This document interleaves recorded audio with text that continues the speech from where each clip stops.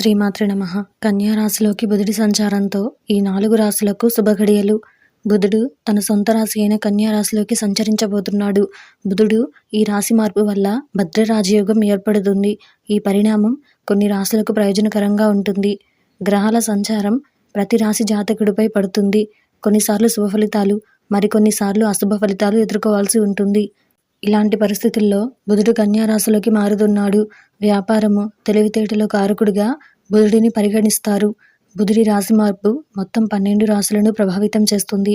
October నెలలో బుధుడు కన్యా రాశిలోకి సంచరించనున్నాడు. ఏర్పడే భద్రయోగం వల్ల కొన్ని రాశుల వారికి అదృష్టం తోడుంటుంది. జీవితంలో సంతోషం, శ్రేయస్సు ఏర్పడతాయి. మరి ఆ అదృష్ట జాతకులెవరో ఈరోజు ఈ వీడియోలో చూసి వివరంగా తెలుసుకుందాం. అంతకంటే ముందు ఈ వీడియో కనుక మీకు నచ్చినట్లయితే లైక్ చేయండి, షేర్ చేయండి. అలాగే మరెన్నో ఇలాంటి ఆధ్యాత్మిక విషయాల కోసం మన ఛానల్ని సబ్స్క్రైబ్ చేసుకోండి. ఇంకా విషయంలోకి వెళ్తే అందులో మొదటిది కన్యా రాశి.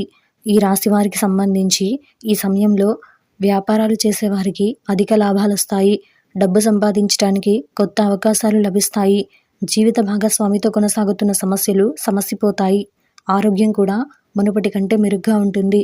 వ్యాపార ప్రణాళికల్లో విజయం సాధిస్తారు. మొత్తం మీద ఈ సమయం, ఈ సంచారం మీకు శుభప్రదంగా ఉంటుంది.